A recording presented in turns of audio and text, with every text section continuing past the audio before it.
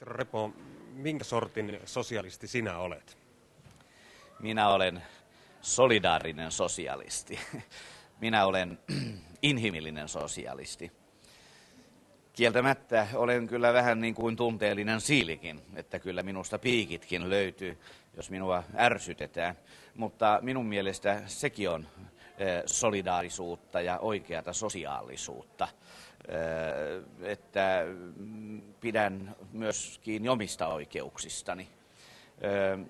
Olen ihmisen asialla oleva sosialisti ja ajattelen myös niin, että jos tarjoudun lainsäätäjäksi kansan puolesta, niin kyllä minun on silloin pidettävä uskottavuuteni tähden kiinni myös omista oikeuksistani, kuinka muuten voisin taistella kansan oikeuksien puolesta.